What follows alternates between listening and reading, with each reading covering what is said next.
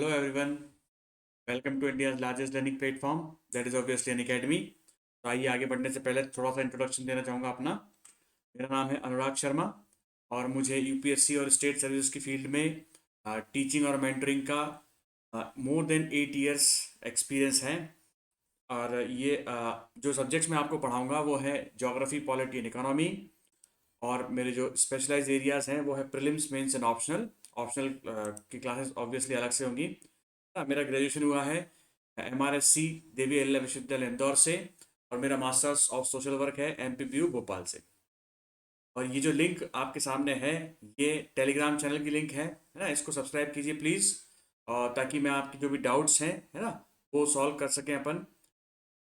और साथ ही साथ जो भी सपोर्ट मटेरियल मैं आपको दूंगा, ठीक, चाहे वो PDF नोट्स के फॉर्म में हो चाहे किसी फॉर्म में हो, जो नोट्स आपको मिलेंगे, ठीक, वो किस चैनल के थ्रू मिलेंगे, इस टेलीग्राम लिंक के थ्रू मिलेंगे। तो प्लीज़ इस ग्रुप को ज्वाइन करिए।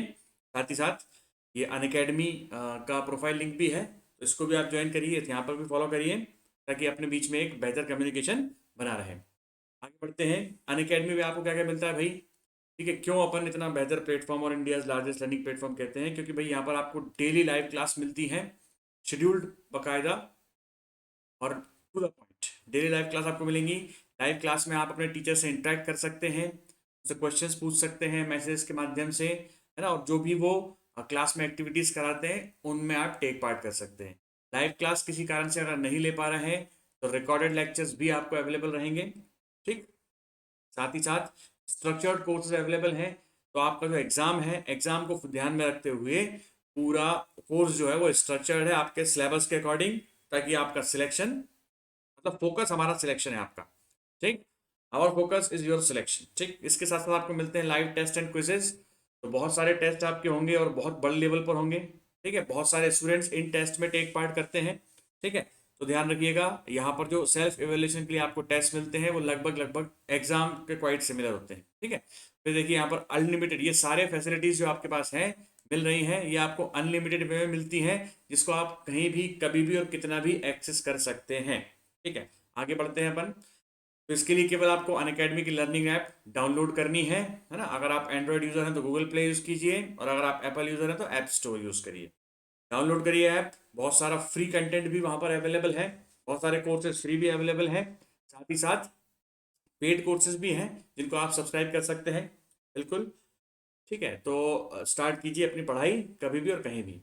फर्दर आगे बढ़ते हैं। तो अनअकैडमी पे आपको मिलता है जो ऑल इंडिया लेवल के टीचर्स हैं उनसे पढ़ने का मौका, ठीक। तो ध्यान रखिएगा, ये टीचर्स जो हैं ये लगभग सेलिब्रिटी फैकल्टी और सभी लोग इन्हें जानते हैं, ठीक।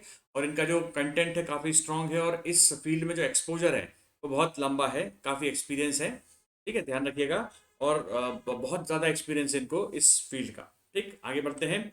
तो जो सिलेबस यहाँ पर कवरेज होगा वो कॉम्प्रिहेंसिव सिलेबस कवरेज है, क्योंकि अगर अपन बात करें यूपीएससी सीएससी की, तो जाहिर सी बात है यूपीएससी सीएससी अपने आप में अंडरस्टैंडिंग वाला एग्जाम है, तो अंडरस्टैंडिंग डेवलप करने के लिए थोड़ा समय लगता है, ठीक। और बहुत सारी चीज़ें पढ़नी पड़ती हैं। साथ ही साथ जो आपका सिलेबस है वो कॉम्प्रिहेंसिव वे में कंप्लीट किया जाता है, ठीक। तो कंप्लीट कवरेज है, कॉम्प्रिहेंसिव कवरेज है यहाँ पर, ठीक है। आगे बढ़ते हैं।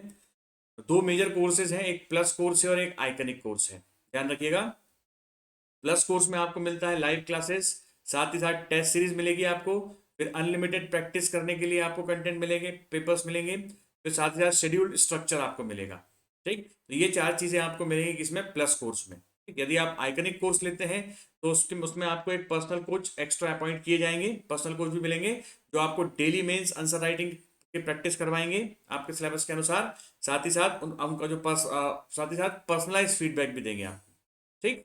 तो ध्यान रखिएगा, plus course and iconic course जो भी आप ज्वाइन करें, अगर आप न्यू हैं इस फील्ड के लिए तो मेरा रिकमेंडेशन है कि 12 मंथ्स या उससे ज़्यादा के कोर्स ज्वाइन करें, 12 मंथ्स अधिक के, क्योंकि अंडरस्टैंडिंग डेवलप करने में थोड़ा समय लगेगा। अगर आप पुराने स्टूडेंट हैं, ऑलरेडी प्रिपरेशन कर चुके हैं, ऑलरेडी प्रीलिम्स दे चुके हैं, मेंस दे चुके हैं, तो आप छोटे कोर्सेज भी सब्सक्राइब कर सकते हैं जो कि 6 मंथ तक हैं, ठीक है। न्यू स्टूडेंट 1 साल या उसके ऊपर के कोर्स ही सब्सक्राइब करें, ठीक। तो अगर आपको 10% एक्स्ट्रा डिस्काउंट चाहिए तो आप मेरा कोड अप्लाई करिएगा अनुराग 27, जो कि क्या है, अनुराग 27, ठीक। तो जिस प्रकार से प्लस कोर्स में आपको फैसिलिटीज़ मिलती हैं और आइकॉनिक कोर्स में फैसिलिटीज़ मिलती हैं, तो ये आइकॉनिक कोर्स का पूरा फैसिलिटीज़ का चार्ट दे रखा है, ठीक। इसको देखिएगा, स्टडी करिएगा। ठीक है, इसमें 12 मंथ, 24 मंथ और 36 मंथ्स का पैकेज है। ठीक है, आगे बढ़ते हैं। यहाँ पर भी आपको 10% का डिस्काउंट, डिस्काउंट के लिए अनुराग 27 का कोड आप अप्लाई करें। ठीक, अनुराग 27। ठीक है, चलिए आगे बढ़ते हैं। तो ऑप्शनल कोर्सेज भी अवेलेबल हैं। ठीक है, ऑप्शनल कोर्सेज भी अवेलेबल हैं, तो ध्यान रखिएगा। यदि ऑप्शनल कोर्स सब्सक्राइब करना चाह रहे हैं आप, तो अनुराग 27 कोड अप्लाई करें for 10% extra discount. Anurag 27 code को अप्लाई करें। ठीक है, साथ ही साथ आगे बढ़ते हैं भाई। अनअकैडमी कॉम्बैट करके एक टेस्ट सीरीज है ना, टेस्ट कंपटीशन है। Most competitive gamified UPSC CSC battle is here. ठीक है, तो इसमें टेस्ट होता है लगभग एक 45 मिनट्स का। तो उस टेस्ट में अगर आप अच्छा परफॉर्म करते हैं तो बहुत सारे प्राइजेस भी हैं आपको। ठीक है, तो सब्सक्राइब कीजिएगा बिल्कुल अगर आप इंटरेस्टेड हो इस टेस्ट में तो। ठीक, फर्दर आपके एग्जाम के लिए केवल 6 मंथ बाकी हैं, तो आप गियर अप करने का समय है ना, स्पीड अप करने का समय है आपकी प्रिपरेशन को। क्लियर है, चलिए तो आगे बढ़ते हैं। इसी को ध्यान में रखते हुए नए बैचेस लॉन्च हो रहे हैं। 28 दिसंबर को नया बैच स्टार्ट हो रहा है आपका, जो कि 6 मंथ है, टारगेट करेगा 2021 प्रीलिम्स को। ठीक, और इस बैच में आपको प्रीलिम्स का पूरा सिलेबस कवरेज मिलेगा टॉप एजुकेटर्स के द्वारा। प्रीलिम्स टेस्ट सीरीज मिलेगी विद एनालिसिस, पीडीएफ मटेरियल मिलेगा आपको, साथ ही साथ पूरे कोर्स का डेडिकेटेड डाउट क्लियरिंग सेशंस मिलेंगे और इंटरव्यू प्रोग्राम या इंटरव्यू प्रिपरेशन पूरा मिलेगा। ध्यान रखिएगा, ये ultimate GS 6 month batch course for prelims 2001। ध्यान रखिएगा, मिशन 2021 6 मंथ बैचेस हैं, है ना। इसके साथ साथ देखिए, अब ये इसको आप सब्सक्राइब करते हैं तो अगर आपको 10% डिस्काउंट एक्स्ट्रा चाहते हैं तो अनुराग 27 अनुराग 27 का कोड जरूर अप्लाई करें। क्लियर है, चलिए आगे बढ़ते हैं अपन। तो इस 6 मंथ के बैच के साथ साथ और भी कई बैचेस लॉन्च हुए हैं, है ना, जो कि आपके लॉन्ग टर्म कोर्सेज के बैचेस भी हैं। जैसे एक्सपेडिशन 2022, तो 2022 और 2023 2023 इन दोनों को टारगेट करते हुए इंग्लिश मीडियम और हिंदी मीडियम के बैचेस भी लॉन्च हैं। ठीक, तो बिल्कुल ध्यान रखिएगा, यहाँ पर भी आप 10% के एक्स्ट्रा डिस्काउंट के लिए आप अनुराग 27 कोड यूज कर सकते हैं। ANURAG अनुराग 27। क्लियर है, चलिए आगे बढ़ते हैं। सब्सक्रिप्शन की प्राइस हाइक हो रही है, होने वाली है, जाहिर सी बात है। तो जो फैसिलिटीज में आपको मिलती है वो मैं आपको बता चुका हूँ पहले ही। ठीक, तो प्राइस हाइक के पहले इसको सब्सक्राइब करें। ठीक है, और एक्स्ट्रा डिस्काउंट भी आप अगर चाहते हैं तो 10% का आपको एक्स्ट्रा डिस्काउंट मिल सकता है अनुराग 27 कोड से। ठीक, अनुराग 27। क्लियर है, चलिए फर्दर आगे बढ़ते हैं। तो देखिए, अब अपन आते हैं आज के टॉपिक पे अपने, जो हम पढ़ रहे थे। तो लास्ट टॉपिक जो हमने पढ़ा था वो प्लेट टेक्टोनिक थ्योरी का पहला पार्ट हम पढ़ चुके हैं। ठीक है, आज हम सेकेंड पार्ट पढ़ रहे हैं प्लेट टेक्टोनिक थ्योरी का, और ये लेक्चर 9 का ही जो कंटिन्यूएशन है, पार्ट 2। ठीक, तो ज्योग्राफी की जो हमारी सीरीज चल रही है, ज्योग्राफी और सिविल सर्विसेज, इसमें हम फिजिकल ज्योग्राफी पढ़ रहे हैं। फिजिकल ज्योग्राफी में जैसे कि हमें मालूम है 3 पार्ट्स होते हैं, जियोमॉर्फोलॉजी, क्लाइमेटोलॉजी और ओशियोनोग्राफी। तो हम अभी जियोमॉर्फोलॉजी पढ़ रहे हैं, लगभग 9वां लेक्चर है आज, है ना, 9वां लेक्चर का सेकंड पार्ट है। तो इसमें हम जो टॉपिक पढ़ रहे हैं वो अभी तक का मोस्ट इंपॉर्टेंट टॉपिक है, वो है प्लेट टेक्टोनिक थ्योरी, है ना, ध्यान रखिएगा। और यदि आपने पुराने लेक्चर्स नहीं देखे हैं तो यहाँ पर डिस्क्रिप्शन में पुराने सारे लेक्चर्स के लिंक्स हैं, तो प्लीज़ जाके देखिए, है ना। कंटिन्यूटी आप बनाए रखिएगा तो मैं आपको इस बात की गारंटी देता हूँ कि आपको ज्योग्राफी में कोई भी समस्या नहीं होगी, किसी भी लेवल पर, ना ही प्रीलिम्स में ना ही मेंस में। क्लियर है, चलिए आगे बढ़ते हैं अपन इसी के साथ। आज का लेक्चर 9 पार्ट 2। ठीक, तो लास्ट लेक्चर में प्लेट टेक्टोनिक थ्योरी हम पढ़ रहे हैं। लास्ट लेक्चर में हमने भाई कुछ बेसिक्स देखे हमने प्लेट टेक्टोनिक थ्योरी के, टेक्टोनिक्स क्या होता है, प्लेट टेक्टोनिक्स क्या होता है, प्लेट की डेफिनेशन क्या है। ठीक है, और ये प्लेट मूवमेंट कैसे करती है ना। प्लेट टेक्टोनिक थ्योरी का बेसिक प्रेमाइस क्या है भाई, कि पूरी अर्थ क्रस्ट जो है, अर्थ का लिथोस्फीयर जो है वो अलग अलग प्लेट्स, अलग अलग मेजर एंड माइनर प्लेट्स में डिवाइडेड है, बड़ी छोटी प्लेट्स में डिवाइडेड है। और ये प्लेट्स क्या कर रही है, रिलेटिव मोशन कर रही हैं। ठीक, एक दूसरे के रिलेशन में मूव कर रही हैं।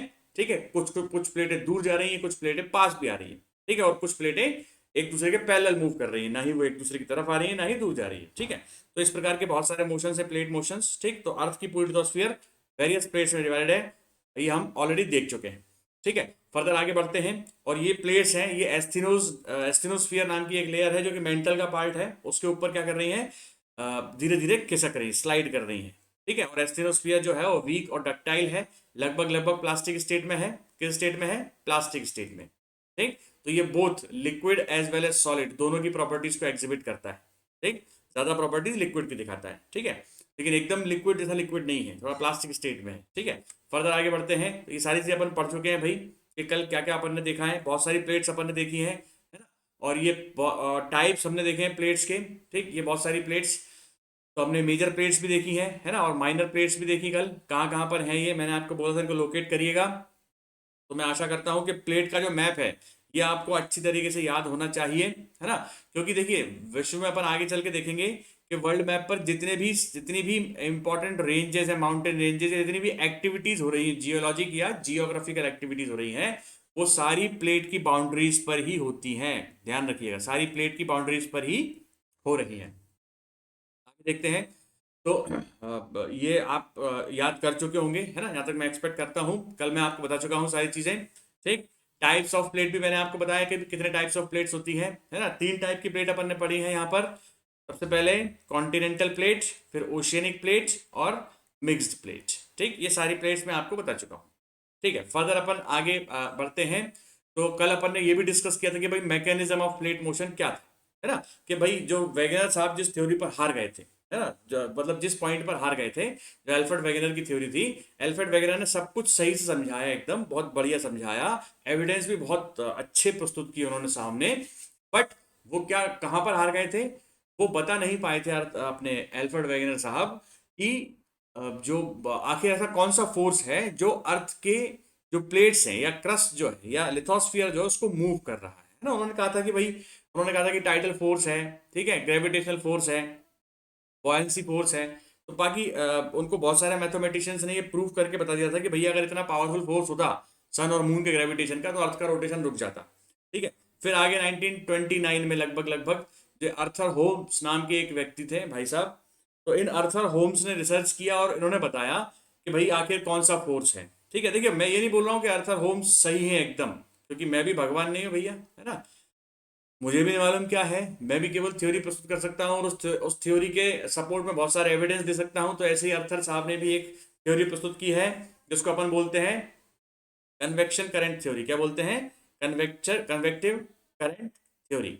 ठीक, तो ये अपन थोड़ी आगे देखेंगे अपन। तो ये कन्वेक्टिव करंट थ्योरी क्या दे रही है, और कन्वेक्टिव करंट थ्योरी क्या कर रही है, एक्सप्लेन कर रही है कि किस प्रकार से अर्थ जो है, अर्थ का जो अंदर का भाग है, मेंटल का भाग, और वो किस प्रकार से इतनी बड़ी बड़ी प्लेट्स, आखिर ऐसा कौन सा फोर्स मेंटल से काम करता है जो इतनी बड़ी बड़ी प्लेट्स को मूव कर देता है। ठीक है, देखिए, तो इसी प्रकार से मैं आपको बताता हूँ, कल भी मैंने आपको बताया था। ठीक, कि फॉर एग्जाम्पल ये हमारा क्या है, सरफेस है, लिथोस्फियर लगभग लगभग। ठीक, इस लिथोस्फियर पर समुद्र भी है ना, कॉन्टिनेंट्स भी है। ठीक, माउंटेन्स, प्लेट्यूज, प्लेन्स भी हैं। ठीक, फिर से समुद्र भी है, ध्यान रखिएगा, फिर माउंटेन्स, प्लेट्यूज, प्लेन्स भी हैं। क्लियर है, चलिए। फिर मतलब इस प्रकार से अपनी पूरी धरती जो है वो बनी हुई है, बाहरी संरचना।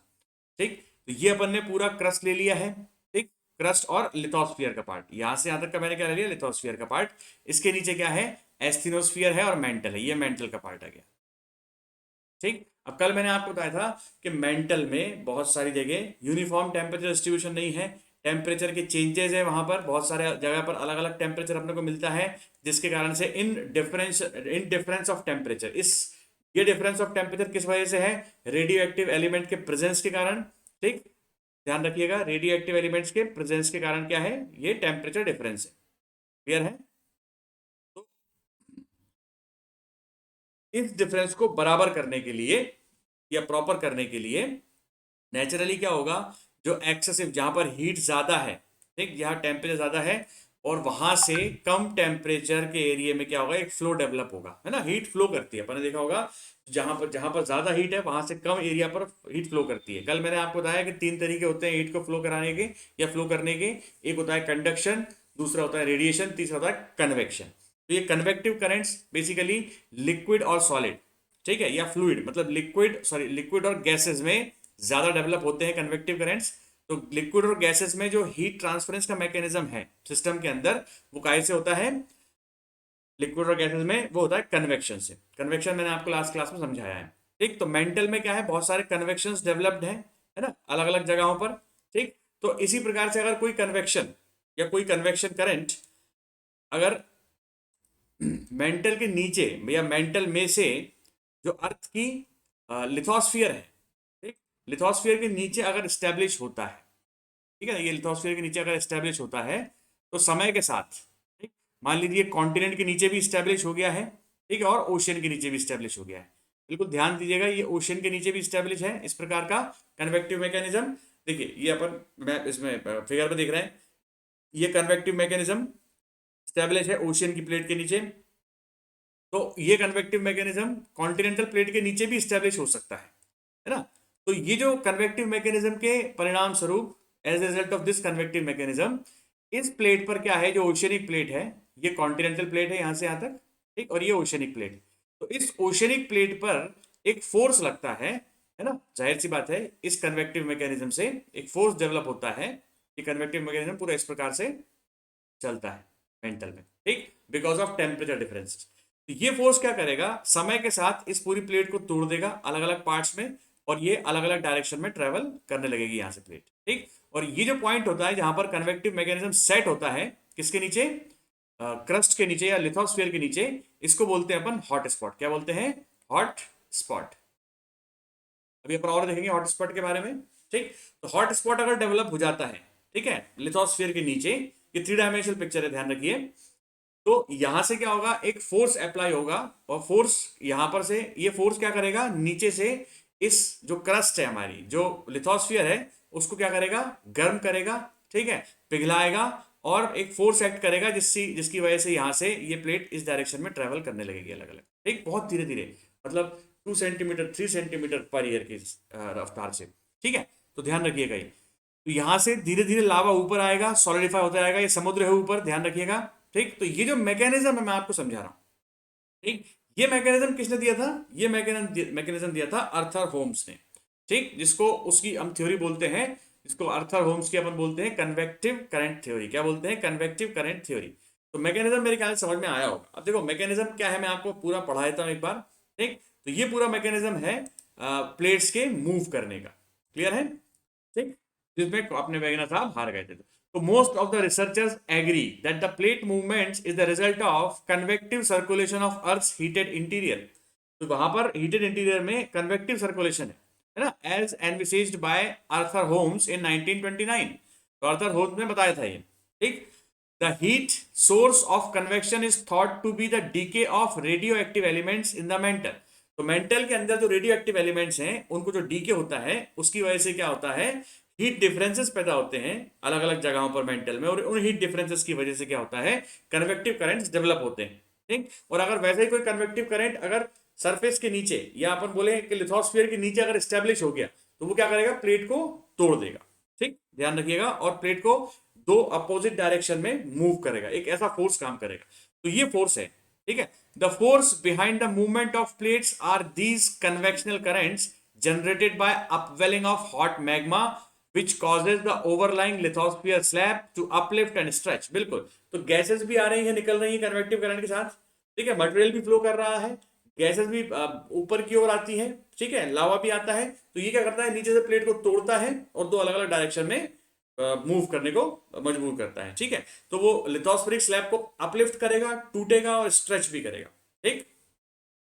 The weight of the subducted slab में drag the rest of the plates toward the trench. अब देखो एक बात समझिएगा, अब मैं आपको बताऊंगा ये क्या होता है, इसको अपन बोलते हैं स्लैब पुल। क्या बोलते हैं, स्लैब पुल, ठीक। अब देखिए एक बार फिर मैं आपको समझा रहा हूं स्लैब पुल क्या है, ठीक। तो बेसिकली जो फोर्स काम कर रहा है वो कन्वेक्टिव मैकेनिज्म काम कर रहा है, ठीक। अब मैं ये फिगर मिटाकर मैं आपको एक और फिगर बताऊंगा, जिसमें जो देखिए ये एक अपनी प्लेट है जिसको अपन ने बोला कॉन्टिनेंटल प्लेट है। क्या है, कॉन्टिनेंटल प्लेट है, ठीक। इसमें ओशियनिक पार्ट नहीं है, ठीक है, ठीक। और यहां पर एक प्लेट है, यहां से ओशियन चालू होता है, क्लियर है, और यहां पर एक ओशियनिक प्लेट है जो कि सबडक्ट हो रही है इसके नीचे। ध्यान रखिएगा, ध्यान से समझिएगा बिल्कुल, ठीक। ये अपनी एक प्लेट है, तो यहां पर एक कन्वेक्टिव मैकेनिज्म सेटअप है, कहां से, मेंटल से, इस एरिया में, ठीक। और यहां पर क्या हो रहा है, इसने कन्वेक्टिव मैकेनिज्म ने इस प्लेट को तोड़ा, ठीक। और यहां पर क्या है, लावा बाहर आता है तुरंत, और तुरंत जम जाता है ना, हल्की हल्की रिजेस बनाकर, छोटी छोटी रिजेस बनती जाती हैं। ध्यान रखना, तो ये रिजेस अपने को दोनों तरफ मिलेंगी, काफी दूर तक मिलेंगी। क्यों, क्योंकि इन सारी रीजेस में है ना, सबसे पहले कौन सी रीज बनी है, ये 1 नंबर पर बनी है, फर्स्ट नंबर पर, ये सेकंड नंबर पर दोनों एक साथ बनी है, और ये थर्ड नंबर पर दोनों एक साथ बनी है। क्लियर है ना, ध्यान रखिए। तो कंटिन्यूसली लावा बाहर की ओर आ रहा है, रिज बना रहा है, और ये प्लेट क्या है, इस कन्वेक्टिव करंट के फोर्स से अलग अलग डायरेक्शन में शिफ्ट हो रही है। ठीक, अब लेकिन ये प्लेट इसको बोलते हैं अपन डाइवर्जेंट बाउंड्री। डाइवर्जेंट बाउंड्री मतलब जहां पर से प्लेट डाइवर्ज हो रही है, ठीक, या कंस्ट्रक्टिव बाउंड्री, यहां पर नई क्रस्ट बन रही है, न्यू क्रस्ट इज फॉर्मिंग। लावा ऊपर आता है मैग्मा, ठीक, और यहां पर आकर कूल डाउन और सॉलिडिफाई होता है। देखो एकदम पिचकारी की तरह ऊपर नहीं आता है, समुद्र तोड़ के बाहर निकल जाए, इतना पावरफुल नहीं होता है, धीरे धीरे बाहर आता है, और इस फोर्स जो प्रेशर रखा हुआ है पानी का, इसकी वजह से वो यहीं के यहीं ठंडा होता है और जमता जाता है। क्लियर है, यहां पर जम गया है, यहां पर जम गया है, ठीक, फिर ये प्लेट खिसक जाएगी और न्यू क्रस्ट यहां पर बनेगा। क्या बनेगा, न्यू क्रस्ट, ध्यान रखिएगा। ठीक, अब देखिए ये भी प्लेट खिसक रही है, तो मान लीजिए ये प्लेट एक कॉन्टिनेंटल प्लेट से टकराई इस तरफ, ठीक, तो जब भी दो प्लेट टकराती हैं, अब देखो यहां पर दो प्लेट टकरा रही हैं, क्लियर है, तो जब भी दो प्लेट टकराती हैं तो इसको बोलते हैं अपन कन्वर्जेंट बाउंड्री। क्या बोलते हैं, कन्वर्जेंट बाउंड्री। और ये जो इस रीजन में कन्वर्जेंट बाउंड्री में एक बहुत ही गहरा पार्ट बनता है, इसको अपन बोलते हैं ट्रेंच। क्या बोलते हैं, ट्रेंच। तो यहाँ पर दो प्लेट टकराती हैं, ठीक, जैसे कि मान लीजिए ये वाली प्लेट है, ठीक, ये सबडक्ट हो गई है, ये कॉन्टिनेंटल प्लेट है, क्लियर है, ध्यान रखिएगा। जब दो प्लेट टकराती हैं तो एक बहुत ही गहरा एरिया बनता है, जिसको अपन क्या बोलते हैं, ट्रेंच। ये नॉर्मल सी फ्लोर है, ठीक, लेकिन ये जो यहाँ पर सी फ्लोर बहुत गहरा एरिया बनता है, ठीक। तो यहाँ पर अपने को माउंटेनियस देखने को मिलते हैं, क्योंकि जब दो प्लेट टकराती हैं आपस में, जब घर्षण करती हैं, फ्रिक्शन के कारण भी माउंटेन्स डेवलप होते हैं। क्लियर है, तो देखो ये जो गहरा पॉइंट है इसको बोलते हैं अपन ट्रेंच, ठीक। ये सारी टर्मिनोलॉजी ध्यान रखिएगा, ये सारी चीजें अपने को पढ़ना है आगे। तो ट्रेंचेस डेवलप होती हैं, और देखो तो शुरुआत में तो क्या होगा, ये कन्वेक्टिव करंट क्या करेगा, फोर्स अप्लाई करेगा और एक मूवमेंट स्टार्ट कर देगा प्लेट में, ठीक, प्लेट को तोड़कर अलग अलग दिशा में मूवमेंट स्टार्ट कर देगा। लेकिन बाद में क्या होगा, जब ये प्लेट धसेगी, ठीक, देखो जब भी दो प्लेट टकराती हैं तो जो हैवियर प्लेट होती है, जिसकी डेंसिटी ज्यादा होती है ना, और जिसकी डेंसिटी कम होती है, तो जिसकी डेंसिटी ज्यादा होगी वो नीचे की तरफ जाती है, सबडक्ट होती है, और जिसकी डेंसिटी कम होती है, इसकी डेंसिटी कम है और इसकी डेंसिटी क्या है, ज्यादा है, तो heavier plate will be subducted beneath the lighter plate. ये हमेशा ध्यान रखिएगा, heavier plate will be subducted beneath lighter plate, ठीक, ध्यान रखिएगा।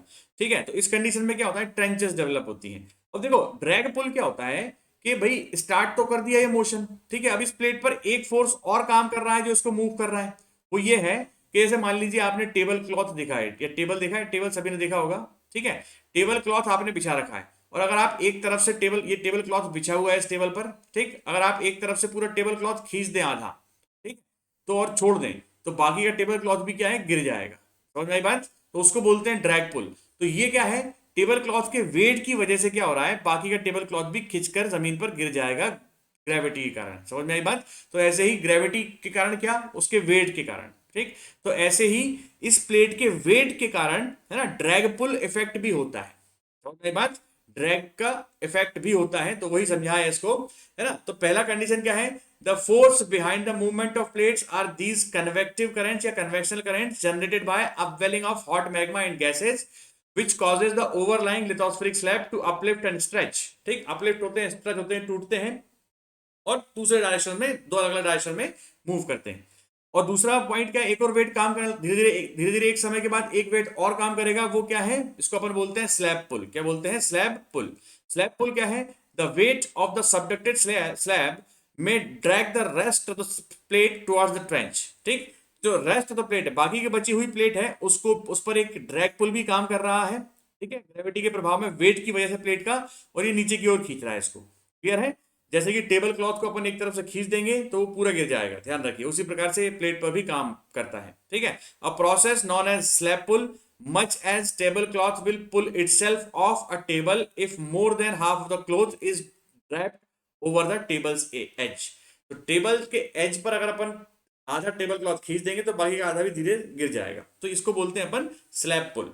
ठीक, ध्यान रखिए, तो ये दोनों फोर्स काम कर रहे हैं, एक तो कन्वेक्टिव फोर्स काम कर रहा है शुरुआत में, तो कन्वेक्टिव फोर्स काम करने के बाद क्या हो रहा है, फिर ये स्लैब पुल भी काम कर रहा है। ठीक, तो ध्यान रखिएगा, ये अपन ने देखा है भाई पूरा मैकेनिज्म कि किस प्रकार से इस मैकेनिज्म ने इस मैकेनिज्म से किस प्रकार से प्लेट मूवमेंट होता है और किस प्रकार से जो कौन कौन से फोर्स हैं जो प्लेट मोशन करवा रहे हैं, या कौन कौन से फोर्स हैं जो रेस्पॉन्सिबल है प्लेट मोशन के। देखिए कहीं ना कहीं सर्कुलेशन जो मेंटल में है वही सर्कुलेशन रेस्पॉन्सिबल है प्लेट मोशन के। क्लियर है? चलिए आगे देखते हैं। तो ये भी देखिए थ्योरी है अभी, है ना, तो सबसे वेल एक्लेम्ड थ्योरी है ये आर्थर होम्स की। तो हम इसको बिल्कुल आगे देखते हैं और आगे अपन देखेंगे कि देखो ये थ्योरी जो दी है इसने आर्थर होम्स ने, कन्वेक्टिव करंट थ्योरी। फिर आगे एक थ्योरी और आएगी, इसको अपन बोलेंगे सी फ्लोर स्प्रेडिंग। क्या बोलेंगे? सी फ्लोर स्प्रेडिंग। ठीक, तो सी फ्लोर स्प्रेडिंग भी इस थ्योरी को कंफर्म कर देगी कि हाँ भाई सी फ्लोर स्प्रेड हो रहा है। बिल्कुल, ये जो मैकेनिज्म बता रहे हैं अर्थर साहब, कौन सा मैकेनिज्म? ये कन्वेक्टिव मैकेनिज्म। ठीक है, ये हो चाहे ना हो उससे मतलब नहीं है, पर जो प्लेट जो है ना, जो अर्थर साहब ने बोला ना प्लेट की वजह से, कन्वेक्टिव करंट की वजह से प्लेट मूव कर रही है, तो वो मूवमेंट बिल्कुल हो रहा है, ये सी फ्लोर स्प्रेडिंग कंसेप्ट ने या सी फ्लोर स्प्रेडिंग थ्योरी ने तय कर दिया। ठीक, फिर आगे एक और थ्योरी आएगी, इसको बोलेंगे पैलियो मैग्नेटिज्म। क्या बोलेंगे? Palaeo magnetism.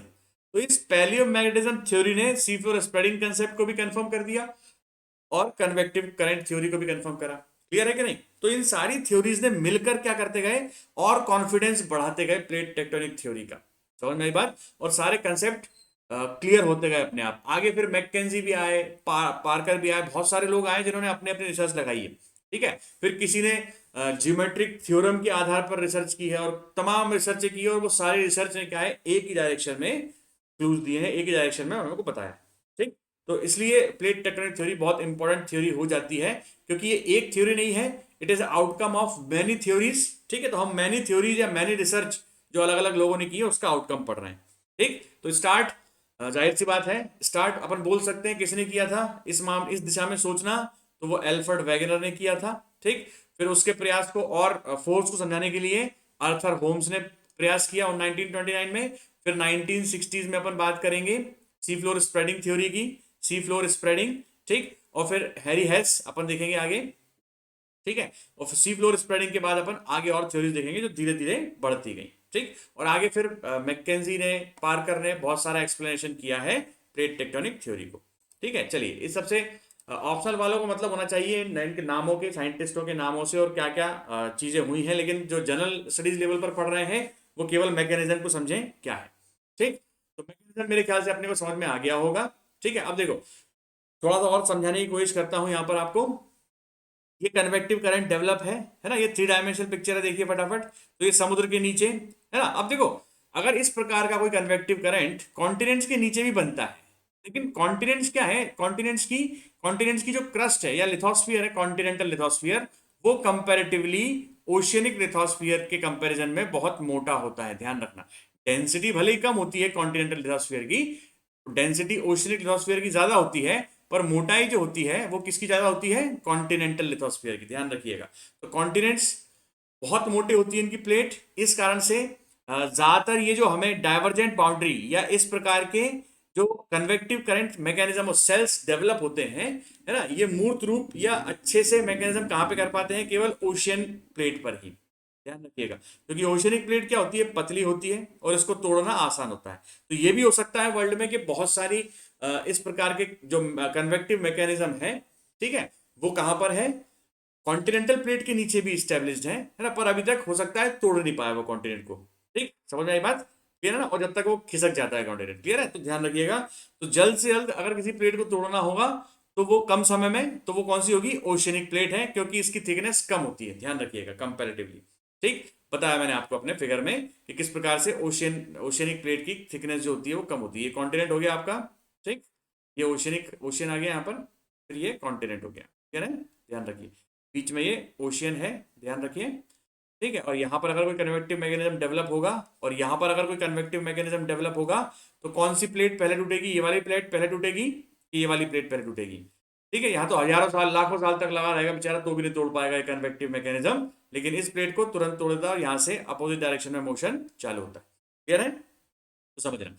तो ज्यादातर अब ये पूरे जो अपने को कन्वेक्टिव करंट के जो हेड्स हैं या अपने का हॉट स्पॉट, तो हॉट स्पॉट अपने को कहां पर मिलते हैं? ज्यादातर ये ओशियन बॉटम पर या ओशियन प्लेट्स के नीचे मिलते हैं। ध्यान रखिएगा। ठीक है, तो जैसे कि अपन, मैं आपको बताऊं, जैसे कि अपन ने कहा ये भाई मिड अटलांटिक रिज, क्या बोलते हैं इसको? Mid Atlantic ridge. तो ये पूरा ओशियन बॉटम में, है ना, अटलांटिक ओशन के बीच में एक बहुत बड़ी दरार है, बहुत बड़ा क्या है, फिशर है, ठीक, जहां से कंटिन्यूअसली क्या हो रही है, अलग अलग प्लेट्स अलग अलग डायरेक्शन में ट्रेवल कर रही है, ठीक। यहाँ पर ये साउथ अमेरिकन प्लेट है, ये इस डायरेक्शन में ट्रेवल कर रही है, अफ्रीकन प्लेट इस डायरेक्शन में, और यहाँ से ये वाली प्लेट्स अलग अलग डायरेक्शन में ट्रेवल कर रही है। क्लियर है, ध्यान रखिएगा। तो अपन देखते हैं आगे और पिक्चराइज करेंगे इसको, टेंशन वाली बात नहीं है, ठीक। यहाँ से ये प्लेट क्या होगा, इस तरफ जाएगी, मैकेनिज्म कौन, क्या मैकेनिज्म इस प्लेट को हिला रहा है ये अपन को समझ में आ गया है ना। अभी जब प्लेट जाकर आगे किसी कॉन्टिनेंटल प्लेट से टकराएगी, ठीक है, तो ध्यान रखिएगा, हैवियर प्लेट, हैवियर प्लेट जो रहेगी वो सबडक्ट होगी, है ना, अंडर द लाइटर प्लेट, ठीक। तो हल्की प्लेट ऊपर की ओर उठ जाएगी, है ना, तो दो प्लेट जब टकराएंगी तो हल्की प्लेट क्या होगी, ऊपर की ओर उठ जाएगी, और हैवियर प्लेट जो होगी सबडक्ट हो जाएगी। क्लियर है, ठीक, ध्यान रखिएगा। इस सबडक्शन के कारण देखो, अब इस सबडक्शन के कारण ये जो प्लेट जा रही है कहां पर, मेंटल में धंस रही है धीरे धीरे, ठीक, ये डीप मेंटल तक पहुंचेगी, और यहां पर क्या होगा, पिघलना चालू होगा, इस प्लेट का क्या होगा, पिघलना चालू होगा। अब देखो ये जो प्लेट है ओशनिक क्रस्ट की है, जाहिर सी बात है, ओशनिक लिथोस्फीयर है ये। तो ओशनिक लिथोस्फीयर जो है ये लाइटर एलिमेंट्स है, यहाँ पर ये जो एलिमेंट पिघल रहे हैं, ये जो ये जिस मटेरियल की ये प्लेट बनी हुई है, ये हल्के पदार्थ हैं एज कंपेयर टू यहाँ पर जो पदार्थ हैं।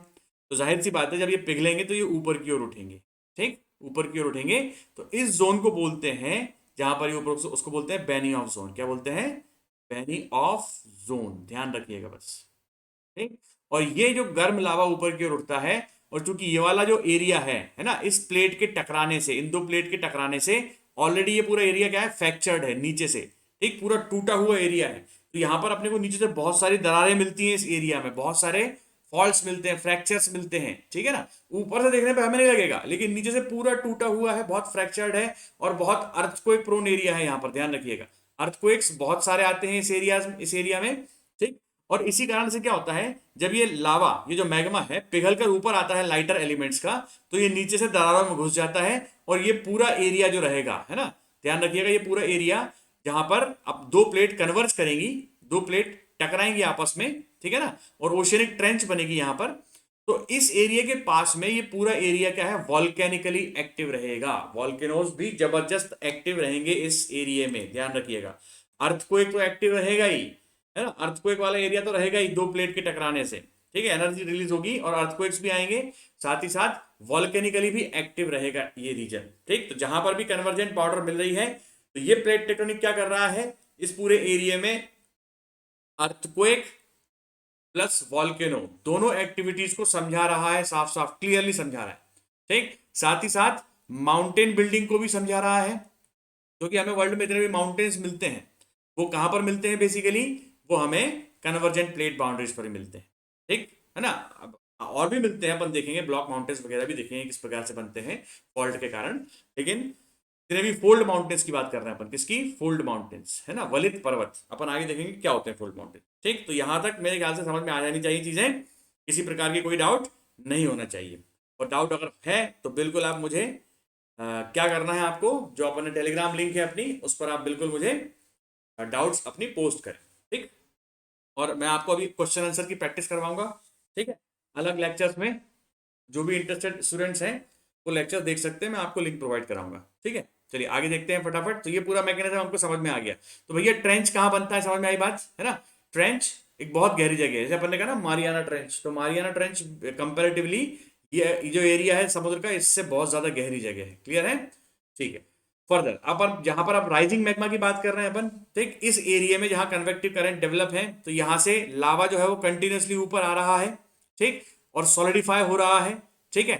तो ये आसपास क्या करता है, छोटे छोटे टीले, है ना, या छोटे छोटे पहाड़ी टाइप के एरियाज बना देता है, जिसको अपन क्या बोलते हैं, रिजेस। क्या बोलते हैं, रिजेस, ठीक, रिज, ध्यान रखिएगा, RIDGE, रिजेस, ठीक। और ये क्या है, ट्रेंच, तो ये ओशियन ट्रेंच हो गया, ठीक है, और ये रिज हो गया, ओशियन रिज, ठीक। तो ये इस रिज के दोनों एंड्स पर क्या है, दोनों तरफ क्या है, प्लेट मूवमेंट हो रहा है, और ये बहुत लंबी दरार है समुद्र के अंदर, और जहां पर कंटिन्यूअस वॉल्केनिक एक्टिविटी है, क्या है, कंटिन्यूअस वॉल्केनिक एक्टिविटी है। और ये जो वॉल्केनिक एक्टिविटी, इसको बोलते हैं अपन फिशर वॉल्केनो। क्या बोलते हैं, फिशर वॉल्केनो। अपन आगे देखेंगे क्या होता है। वॉल्केनो दो प्रकार के होते हैं, एक फिशर वॉल्केनो और एक वेंट वॉल्केनो, ठीक है। तो we will see it later in later lectures. अभी ध्यान रखिए इसको बोलते हैं दरारी उद्भेदन। क्या बोलते हैं? दरारी उद्भेदन, उद्भेदन। ठीक, तो दरार से जो लावा निकल रहा है, बहुत लंबी दरार से, ठीक है, अगर एक छोटे से छिद्र में से लावा निकलता है तो उसे हम बोलते हैं वॉल्केनिक इरप्शन या वेंट इरप्शन। ठीक, लेकिन अगर एक बहुत बड़े दरार में से लावा निकलता है, ठीक, तो उसे अपन क्या बोलते हैं? उसे अपन बोलते हैं दरारी उद्भेदन, यानी कि फिशर इरप्शन। वेंट इरप्शन और फिशर इरप्शन, दो टाइप से लावा निकलता है। ठीक है, चलिए आगे देखेंगे अपन वॉल्केनो जब पढ़ेंगे इस पूरी चीज को। ठीक है, तो ध्यान रखिएगा रिज क्या होती है ना। रिजेस छोटे छोटे टीले होते हैं जो बेसिकली, अगर अपन मैं बात करता हूं आपको, जैसे मैंने कहा मिड ओशियनिक रिज। क्या बोला? Mid oceanic ridge. Mid oceanic ridge, जैसे मैंने नाम लिया, आपको समझ जाना है कि यहां पर क्या है, डाइवर्जेंट बाउंड्री है।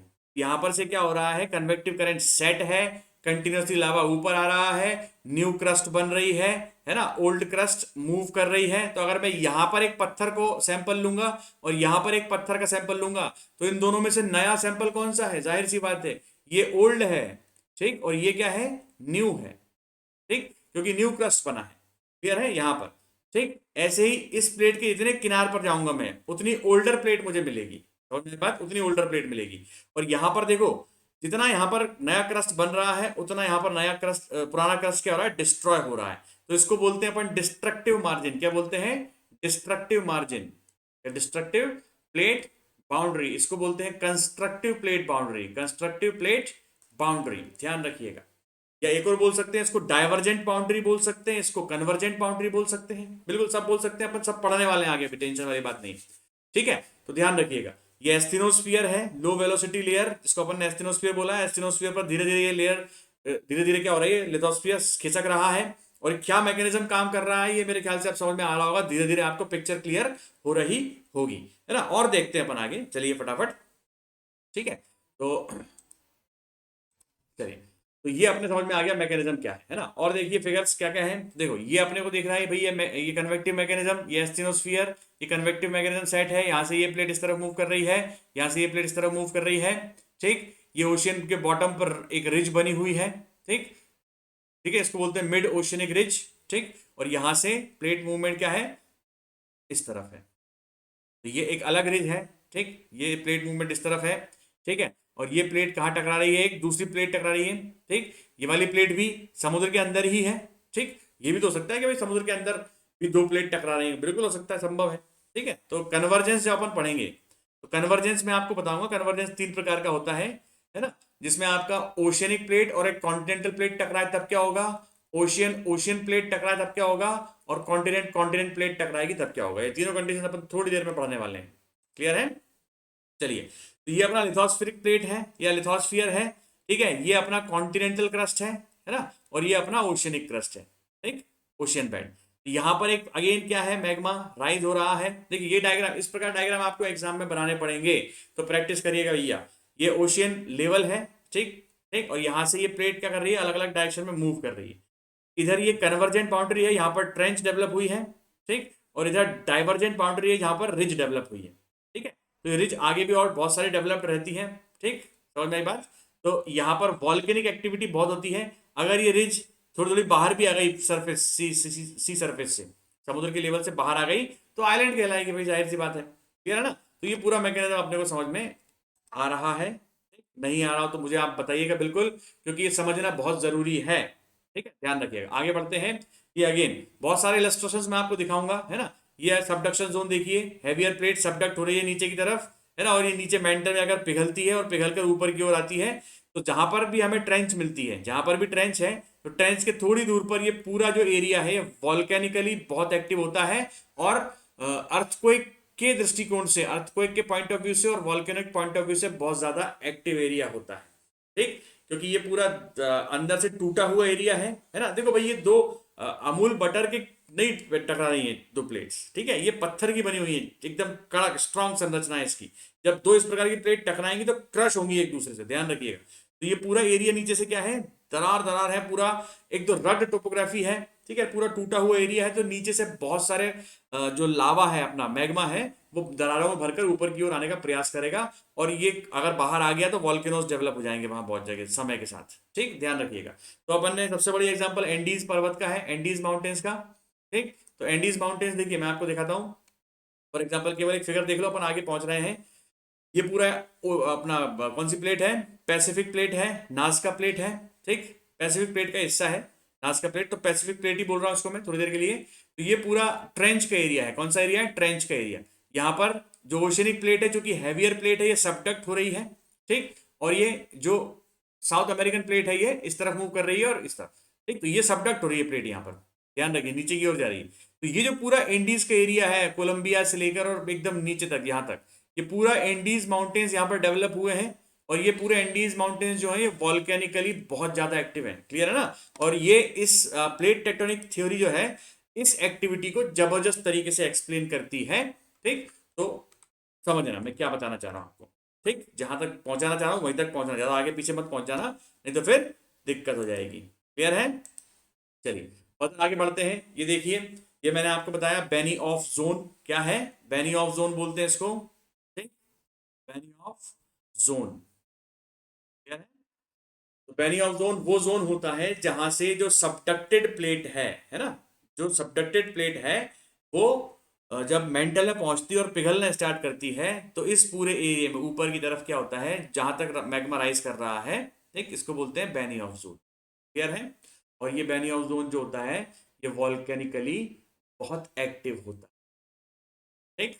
मेरे ख्याल से अभी तक कोई डाउट नहीं होना चाहिए, कोई डाउट हो तो लेक्चर को आप दोबारा देखें एक बार, ठीक, और तब भी डाउट हो तो मुझे बिंदास आप मैसेज करें, है ना, मैं आपको सारे डाउट्स क्लियर करने का प्रयास करूंगा, ठीक। फर्दर अपन आगे देखते हैं अब नेक्स्ट। तो देखो जाहिर सी बात है कि हम पूरी इस प्रक्रिया में एक चीज देख रहे हैं कि जो प्लेट्स हम लोग देख रहे हैं, है ना, जो भी हम प्लेट्स देख रहे हैं, इन प्लेट्स के इंटीरियर में कुछ भी हलचल नहीं हो रही है, ठीक, ज्यादा कुछ टेंशन नहीं है इन प्लेट्स के इंटीरियर्स में। लेकिन जो इन प्लेट्स के मार्जिन हैं, किनारे हैं, है ना, इनको अपन जो कॉर्नर्स है ना इन प्लेट के, ये मार्जिन हो गया है ना, ये इस प्लेट का मार्जिन हो गया, तो सारी एक्टिविटी क्या हो रही है, मार्जिन पे ही हो रही है प्लेट के, ठीक। तो इन प्लेट के मार्जिन्स बहुत इंपॉर्टेंट हैं सारी एक्टिविटीज के माध्यम पे, इन मार्जिन्स पर ही वॉल्केनो बन रहे हैं, अर्थक्वेक हो रहे हैं, यहाँ पर वॉल्केनिज्म हो रहा है, अर्थक्वेक हो रहा है, शैलो फोकस्ड अर्थक्वेक आते हैं यहाँ पर, ठीक है, जो लावा ऊपर आता है तो प्लेट को उठाता है, हल्का सा हिलाता भी है, ठीक है, तो यहाँ पर भी हल्के हल्के आते हैं क्या, अर्थक्वेक्स, ठीक है, वॉल्केनिक एक्टिविटी तो यहाँ पर हो ही रही है, ठीक, कंटिन्यूस हो रही है वॉल्केनिक एक्टिविटी, अर्थक्वेक भी आते हैं, यहाँ पर भी वॉल्केनिक एक्टिविटी, वॉल्केनिक चेन्स बन गई माउंटेन्स की, ठीक है, लेकिन यहाँ पर भी अर्थक्वेक भी आते हैं, ठीक, क्योंकि दो प्लेट टकरा रही है भैया, पावर बहुत बहुत एनर्जी रिलीज होती है इसमें, है ना, इलास्टिक एनर्जी, अपन देखेंगे आगे अर्थक्वेक जब पढ़ेंगे, ठीक। तो देखो कहने का मतलब ये है कि जियोग्राफिकली या जियोलॉजिकली जो प्लेट के मार्जिन हैं, जो प्लेट के किनारे हैं, जो प्लेट के बॉर्डर्स हैं, बाउंड्रीज हैं, वो ज्यादा इंपॉर्टेंट हैं as compare to the interior of the plates, ठीक, ध्यान रखिएगा। तो बिल्कुल, तो प्लेट टेक्टोनिक थ्योरी को और बेहतर समझने के लिए हमने क्या करा है, प्लेट मार्जिन को डिवाइड किया है, प्लेट मार्जिन को तीन पार्ट में डिवाइड कर लिया है। एक को मैंने बोला आपको, ये वाला एग्जांपल जो दे रहे हैं अपन, इसको बोलते हैं कंस्ट्रक्टिव प्लेट मार्जिन, क्या बोलते हैं, कंस्ट्रक्टिव प्लेट मार्जिन या divergent plate margin, divergent plate margin, ध्यान रखिएगा। कंस्ट्रक्टिव क्यों, क्योंकि यहाँ नई क्रस्ट बन रही है, ये ओशियन बॉटम के नीचे की रिज वाली एरिया है। दूसरा आता है डिस्ट्रक्टिव प्लेट मार्जिन, ठीक, या समझ में आई बात, डिस्ट्रक्टिव प्लेट मार्जिन यहाँ पे डिस्ट्रक्ट हो रहा है, या कन्वर्जेंट प्लेट मार्जिन, दो प्लेट्स कन्वर्ज हो रही है एक दूसरे में, ठीक। तीसरा आता है, इसको बोलते हैं अपन कंजर्वेटिव, क्या बोलते हैं, कंजर्वेटिव, कंजर्वेटिव प्लेट मार्जिन। तो देखो यहां पर एक दूसरे के पैरेलल शिफ्ट कर रही हैं प्लेट्स, ना ही एक दूसरे से तरफ मूव कर रही है, ना ही अवे मूव कर रही हैं, ठीक, एक दूसरे से पैरेलली स्लाइड कर रही हैं, ठीक, समझ में। तो यहाँ पर कंजर्वेटिव प्लेट मार्जिन रहेगा, यहाँ पर ना ही कोई आपके माउंटेन्स बिल्ड होंगे, ना ही कुछ, तो यहाँ पर दूसरी प्रक्रिया होंगी, अलग प्रक्रिया होंगी, अर्थक्वेक्स बहुत आएंगे यहाँ पर, जाहिर सी बात है, ठीक है, वॉल्केनिक एक्टिविटी भी हो सकती है, परंतु यहाँ पर ना ही सबडक्शन वगैरह नहीं होगा, ठीक, ध्यान रखिएगा। तो ऐसे एरियाज को बोलते हैं अपन कंजर्वेटिव प्लेट बाउंड्री, है ना। इसका एग्जांपल दिखाता हूं मैं आपको, अभी अपन देखे मैप्स में, देखिए, तो ये जो प्लेट है ये इस तरफ खिसक रही है, वाली प्लेट, ये वाली प्लेट इस तरफ खिसक रही है, तो ये वाली जो बाउंड्री है ये क्या हो गई, कंजर्वेटिव बाउंड्री, ठीक। ये वाली बाउंड्री तो डाइवर्जेंट हो गई, ठीक, लेकिन इस प्लेट और इस प्लेट की जो बाउंड्री है ये क्या हो गई, ट्रांसफॉर्म फॉल्ट्स बनेंगे यहाँ पर, या अपने कंजर्वेटिव प्लेट बाउंड्री, क्लियर है। ठीक, फर्दर अपन आगे बढ़ते हैं।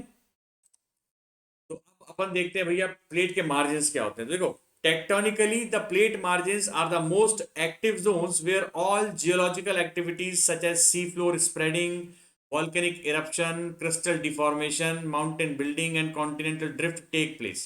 तो ये सब सारी चीजें कहाँ टेक प्लेस कर रही हैं भैया, अपन ने देखा प्लेट मार्जिन्स पर, है ना।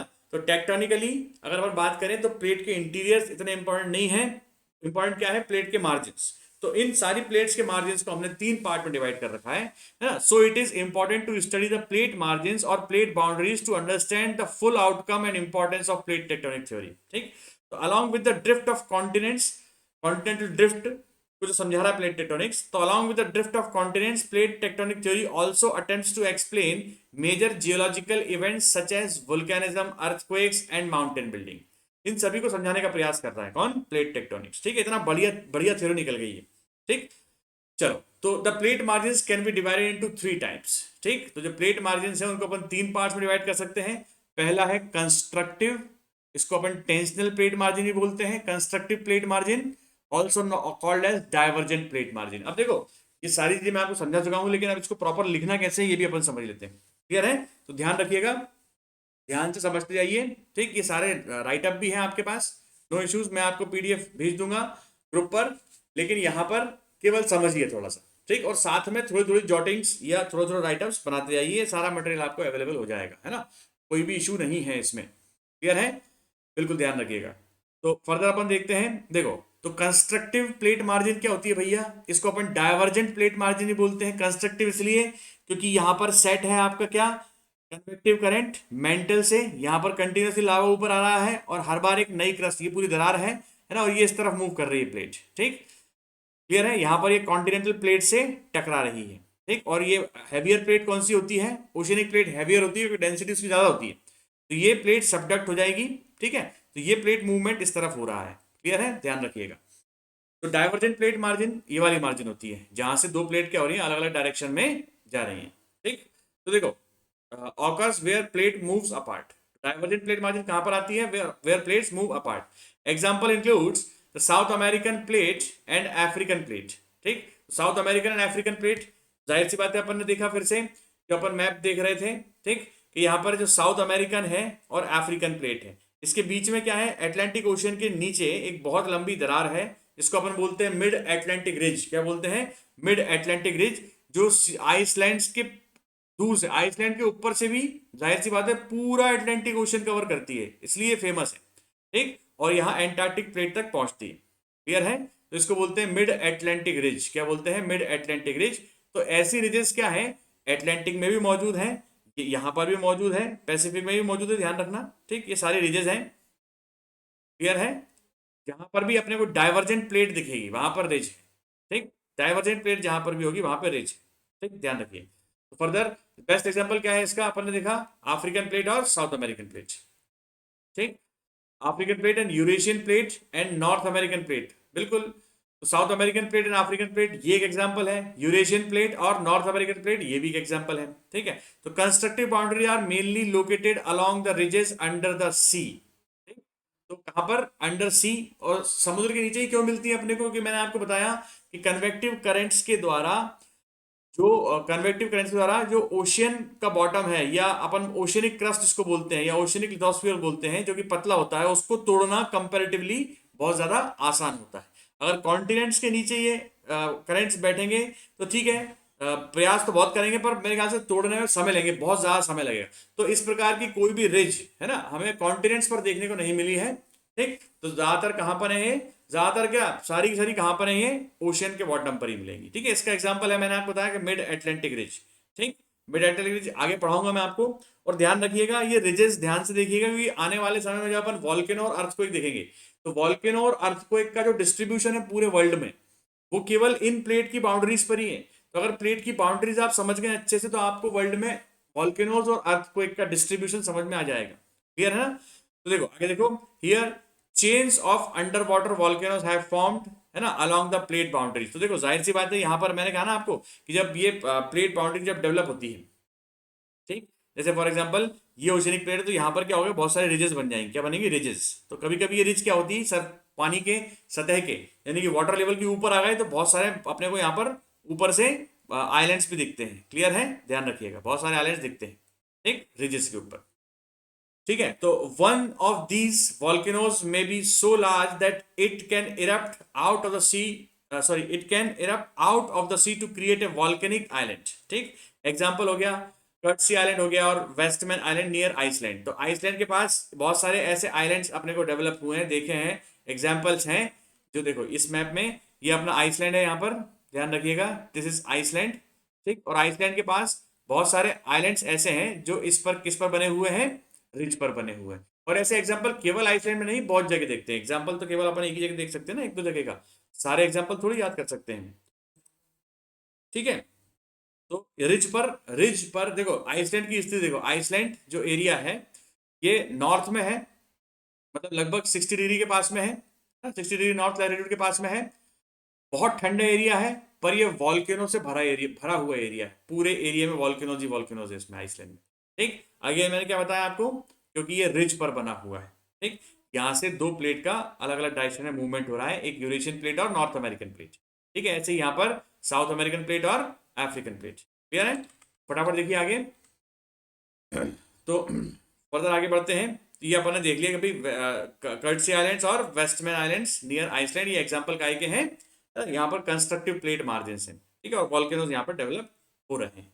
ठीक, फर्दर देखो, फिर देखो आगे, द कंस्ट्रक्टिव प्लेट बाउंड्रीज और margins are the regions where new oceanic crust is being generated. तो नया ओशियनिक क्रस्ट बन रहा है, मैंने आपको बताया। ठीक, however in order for the magma to ascend to the surface and build new lithosphere, the earlier formed crust must be pulled apart. जो पहले से बनी हुई क्रस्ट है यहाँ पे उसको तोड़ना पड़ेगा और खिसकाना पड़ेगा उसको, नया लावा आएगा। ठीक है, वो जम जाएगा आके, फिर से एक प्रेशर लगेगा, पुराना टूटेगा, खिसकता जाएगा, नया नया बनता जाएगा। ठीक, ध्यान रखिएगा। ठीक है, तो however in order for the magma to ascend to the surface and build new lithosphere, the earlier formed crust must be pulled apart and fractured to create the new magma pathway। ठीक है ना, hence constructive plate boundaries are the regions of extensional stress। बहुत ज्यादा stress होता है यहाँ पर, बहुत प्रेशर लगता है अंदर से। ठीक है, एंड एक्सटेंशनल टेक्टोनिक्स, तो बहुत सारे टेक्टोनिक एक्टिविटी होती है यहाँ पर और स्ट्रेस भी लगता है। The process of fracturing, injection and eruption is frequently repeated so that the tensile stress do not have time to accumulate significantly, and as a result constructive plate boundaries are characterized by frequent low magnitude seismicity। यानी कि यहाँ पर earthquake भी आते हैं, क्योंकि देखो जम के अलावा प्रेशर लगा टूटा, तो ज्यादा पावरफुल नहीं आते हैं, पर लो इंटेंसिटी के अर्थक्वेक हमेशा यहाँ आते रहते हैं इस रीजन में। क्लियर है, ठीक, तो बहुत ये वॉल्केनिक एक्टिविटी भी होती रहती है यहाँ पर और अर्थक्वेक्स भी आते रहते हैं ना। Occurring at shallow crustal depth, तो 60 किलोमीटर जो इनका अपना फोकस है, बहुत कम, बहुत डेप्थ, ज़्यादा डेप्थ पर नहीं, ज़्यादा गहरा फोकस नहीं होता है, शैलो फोकस्ड अर्थक्वेक्स आते हैं यहाँ पर along the ridge system. Clear है, ध्यान रखिएगा। ये अपन ने समझा पूरा। अगर ये रिज इतनी ऊंची हो गई या कहीं कहीं पर लावा, मान लीजिए किसी कंडीशन में बहुत ज़्यादा लावा फ्लो हो गया बाहर, जमता गया और उसने एक क्या माउंटेन बना दिया, तो हो सकता है यहाँ पर एक बढ़िया सा आइलैंड बन जाए, अपने को दिखे बना हुआ है ना। आइसलैंड के पास बहुत सारे एग्जांपल्स है, अपन ने देखे। ठीक, फर्दर ये देखो, ये एग्जांपल बताया मैंने आपको, यहाँ से मैग्मा ऊपर आ रहा है। ठीक, ये अगेन क्या है, इस प्रकार की रिज बन रही है, रिज फॉर्मेशन हो रहा है। ठीक है, फिर ये खिसक जाएगी इस तरफ, इसकी जगह नई बनेगी। जैसे यहाँ पर एक पहले से बनी हुई पुरानी पुरानी रिज आपको इसके आसपास मिल जाएंगी, है ना, ओल्ड रिजेस आपको इसके आसपास मिलती जाएंगी। ठीक, और जहां तक मिलती जाएंगी जहां तक ये प्रोसेस चलता रहा हो। ठीक, ये बहुत न्यूली फॉर्म्ड क्रस्ट है और इसके जिससे आप दूर जाओगे तो जितनी ज्यादा दूर जाओगे आपको ओल्ड क्रस्ट मिलेगी। क्या मिलेगी, ओल्ड क्रस्ट। ध्यान रखना, पुराने जो पहले बनी हुई थी। कोई मेरे ख्याल से डाउट नहीं होना चाहिए, इसमें पूरा मैकेनिज्म अपन समझ गए हैं, है ना। और डाइवर्जेंट प्लेट बाउंड्रीज पर क्या होता है, क्या एक्टिविटी होती है, ये भी हम समझ गए हैं। मेरे ख्याल से तो कोई डाउट नहीं होना चाहिए। क्लियर है भैया, ठीक है। तो चलिए, तो आज हमने क्या पढ़ा है, अपन ने कंस्ट्रक्टिव प्लेट मार्जिन पढ़ा है। कल हम डिस्ट्रक्टिव प्लेट मार्जिन पढ़ेंगे, और ये 3 प्रकार के होते हैं, मैंने कहा, जहाँ पर डिस्ट्रक्ट हो रही हैं। तो जहाँ पर ओशियन कॉन्टिनेंट टकरा रहे हैं, देखो इस प्रकार से ओशियन, एक कॉन्टिनेंटल प्लेट है, ये ओशियनिक प्लेट है, टकरा रही है। ठीक है, दूसरा एग्जाम्पल है जहाँ पर कॉन्टिनेंट ओशियन ओशियन कन्वर्जेंस हो रहा है, तो ओशियन ओशियन कन्वर्जेंस में 2 ओशियनिक प्लेट टकराती हैं आपस में। ठीक है, और जो भारी प्लेट होती है वो अंदर हो जाती है, कंपेरेटिवली भारी। ठीक है, इस कारण से क्या क्या बनता है अपन वो भी देखेंगे। ठीक, फिर फर्दर आता है ये oceanic ocean ocean convergent boundary, ये अंदर ही अंदर ओशियन की प्लेट टकरा रही है। ठीक, ध्यान रखिएगा। फिर फर्दर अपन आते हैं कॉन्टिनेंट कॉन्टिनेंट कन्वर्जन। क्या आता है? Continent continent conversion. तो जहां पर जो इंटरवीनिंग, देखो फॉर एग्जांपल मैंने कहा कि इंटरवीनिंग पार्ट अगर खत्म हो गया है ना, दो कॉन्टिनेंटल प्लेट्स के बीच का इंटरवीनिंग पार्ट अगर खत्म हो गया, जैसे फॉर एग्जांपल मैंने आपको कहा कि भाई अपना ये एक है ना प्लेट है, ठीक, ये अपनी प्लेट है, ठीक, और ऐसे ही इधर भी एक प्लेट है। ठीक, ये दोनों ओशियनिक प्लेट्स, ध्यान रखना कि यहाँ से क्या है, ओशियन चालू हो रहा है, ठीक, और ये इस प्रकार से, ठीक। अब ये इस डायरेक्शन में मूव कर रही है प्लेट, और ये इस डायरेक्शन में मूव कर रही है। क्लियर है? तो देखो इन दोनों प्लेट्स के बीच में ये सबडक्ट होते आ रहा है। ठीक, यहाँ पर वॉल्केनोज बन रहे हैं, इस पूरे एरिया में वॉल्केनिक अपने को आर्क्स मिलेंगे। ठीक है, और ये जो इस कंडीशन में ये जो समुद्र है ना, ये कम होता जा रहा है। क्या होता जा रहा है? कम होता जा रहा है। और एक समय ऐसा आएगा जब ये वाला कॉन्टिनेंट और ये वाला कॉन्टिनेंट आपस में टकराएंगे। ठीक, इनके बीच में पूरा समुद्र का पोर्शन खत्म हो जाएगा। क्लियर है? तो वैसे उस कंडीशन में क्या होगा? कॉन्टिनेंट कॉन्टिनेंट कॉलिजन होगा। और यही केस है हिमालयाज के साथ। समझ में आई बात? तो इंपॉर्टेंट क्यों है ये पढ़ने के लिए अपने को? क्योंकि यही केस कॉन्टिनेंट कॉन्टिनेंट कन्वर्जेंस वाला क्या है? हिमालयाज का केस है। क्योंकि हिमालयाज के बीच में जो एक जमाने में तैथिस सी हुआ करता था, है ना, जो इंडियन प्लेट थी और जो एशियाटिक प्लेट थी, उनके बीच में जो तैथिस सी हुआ करता था, वो तैथिस सी क्या हो गया? एशियाटिक प्लेट के नीचे सबडक्ट होता गया, है ना। और अब कॉन्टिनेंट कॉन्टिनेंट टकरा रहे हैं। ध्यान रखिएगा, कॉन्टिनेंट कॉन्टिनेंट क्या कर रहे हैं? टकरा रहे हैं। और यहां पर जो होता है कॉन्टिनेंट कॉन्टिनेंट कोलिजन में, बहुत ही एक्स्ट्राऑर्डिनरी माउंटेन्स बनते हैं, है ना, जो कि हिमालयाज हैं। तो ऑब्वियसली प्लेट टेक्टोनिक्स हिमालयाज के एक्स्ट्रा लॉफ्टीएस्ट या बहुत ज्यादा लंबे ऊंचे होने को भी समझाता है। क्लियरली वो बता रहा है कॉन्टिनेंट कॉन्टिनेंट प्लेट टकरा रही है। कल पढ़ेंगे इसको, इन सारी चीजों को। आगे बहुत सारी चीजें हमें पढ़नी है। ठीक है, कंजर्वेटिव प्लेट मार्जिन पढ़ना है, और सैन एंड्रियास का फॉल्ट भी अपन देखेंगे क्या है, कन्वेक्टिव करंट थ्योरी अर्थर होम्स की, हैरी हैस का सी फ्लोर स्प्रेडिंग। ये हैरी हैस वही भाई साहब हैं जिन जिन इनकी सी फ्लोर स्प्रेडिंग थ्योरी के बेस पर ही अपन ये बोल सकते हैं कि प्लेट टेक्टोनिक की शुरुआत इन्होंने की थी, है ना। तो जो तिलक प्लेट टेक्टोनिक का है वो इनके माथे पर है। लेकिन मैंने कहा ना, बहुत सारे लोग क्या है उसमें योगदान दिया है अपना। ठीक, ध्यान रखिएगा। लेकिन अपन बोल सकते हैं कि शुरुआत किसने करी थी? हैरी हेस ने। तो we will see many things. ठीक, तो बहुत सारी पैलियो मैग्नेटिज्म क्या होता है अपन ये भी देखेंगे, है ना। और इंडियन प्लेट का मूवमेंट क्या होता है वो भी अपन देखेंगे। ठीक, किस प्रकार से इंडियन प्लेट ने मूवमेंट किया है। क्लियर है? How Indian plate moved. ठीक, मेरे ख्याल से कोई डाउट नहीं होना चाहिए यहां तक। तो ये अपन नेक्स्ट लेक्चर में देखेंगे, और नेक्स्ट लेक्चर में अपन प्लेट टेक्टोनिक्स को खत्म कर देंगे। ठीक, चलिए। तो इसी के साथ बहुत बहुत धन्यवाद, आपने इतनी धैर्यतापूर्वक मुझे सुना आज। ठीक, मेरा एजुकेटर कोड है अनुराग27। अगर आपको 10% डिस्काउंट चाहिए तो बिल्कुल आप इस कोड को इस्तेमाल करें सब्सक्रिप्शन के समय। साथ ही साथ मेरा फुल सपोर्ट रहेगा आपको। जो भी डाउट आपके होंगे उसको क्लियर करने के लिए मैंने आपको ऑलरेडी एक चैनल बताया हुआ है ना, जो अपना टेलीग्राम पे ग्रुप है। तो इस पर आप में सारे PDF वगैरह, सारे डाउट सॉल्विंग, सारे केस आपके और मेरे बीच के कम्युनिकेशन लिंक क्या रहेगा? ये टेलीग्राम चैनल। ठीक, तो इस पर आइएगा, इसको ज्वाइन करिए सबसे पहले तो। ठीक है, और बहुत बहुत धन्यवाद। अगर आपको वीडियो पसंद आया हो तो इसे लाइक करें, शेयर करें, सब्सक्राइब करें। ठीक है, और जो भी कोई डाउट है कमेंट करके बताएं, या इस ग्रुप में आप डाउट पूछ सकते हैं। ठीक, तो आज के लिए इतना बहुत। कल का लेक्चर भी इंपॉर्टेंट है। ठीक है, तो कंप्लीटनेस आपके टॉपिक में तभी आएगी जब अपन कल का लेक्चर पूरा आप देखेंगे। ठीक, कल का देखने के बाद, आज का देखने के बाद, और आने वाले कल का देखने के बाद। ठीक, चलिए, थैंक यू वेरी मच आज के लिए।